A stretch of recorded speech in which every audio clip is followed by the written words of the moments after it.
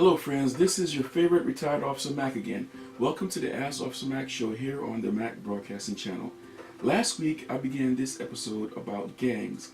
I talked about how gangs are the ultimate result of peer pressure and bullies when they are not dealt with.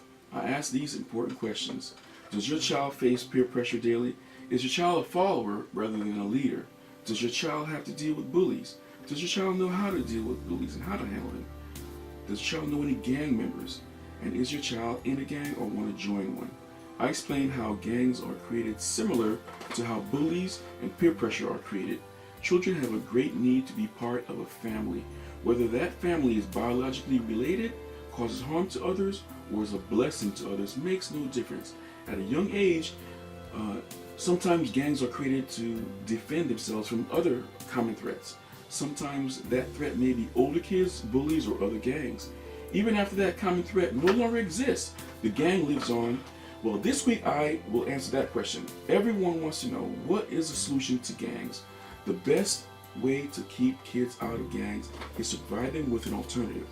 Children needs a good gang, for lack of a better term.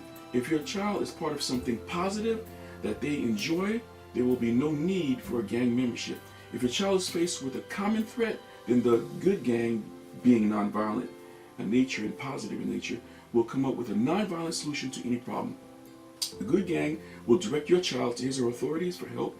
Examples of good gangs are sports teams like football, basketball, for girls, cheerleaders, dance teams, church groups, Boy Scouts, Girl Scouts. In other words, an idle mind is the devil's workshop.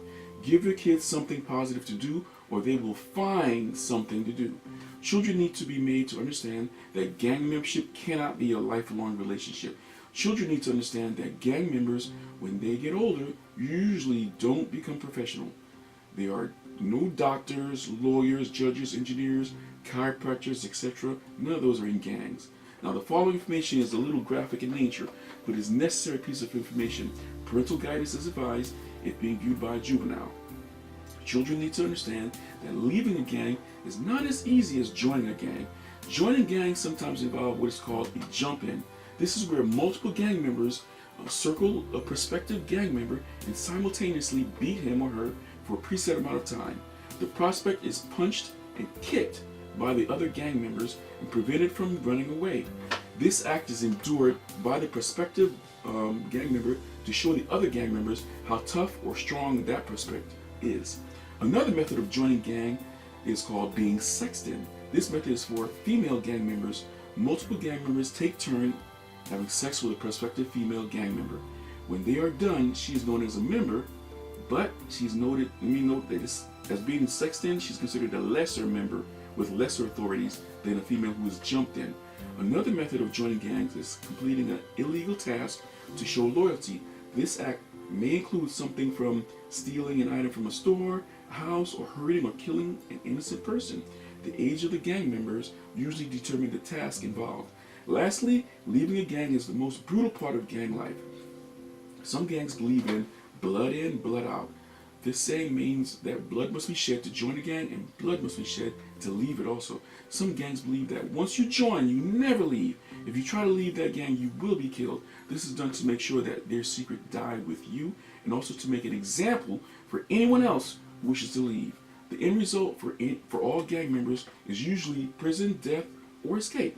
The best way to leave a gang to avoid prison or death is to escape by moving away from the area. Gangs don't respect school, parents, or police. Leaving the area and starting over is the best option. Unlike a bully who usually works alone and can be dealt with by authorities, organized gangs are more difficult because of the sheer size. If moving away is not an option, then your child can distance himself or herself by keeping away from the areas known to be frequented by the gangs. Keeping the authorities aware of the gang's actions to intimidate is recommended. You and your child should make it perfectly clear to the gang that your child has no interest in being in the gang. I hope what you've heard was helpful in some way. If you like what you've heard and would like to support my efforts, please consider becoming a patron. Don't forget to subscribe, like, and share this channel. Help this channel grow and reach as many people as possible. My name is Mac. This was the Ask Officer Mac show on the Mac Broadcasting Channel. Until next time, I'll see you real soon.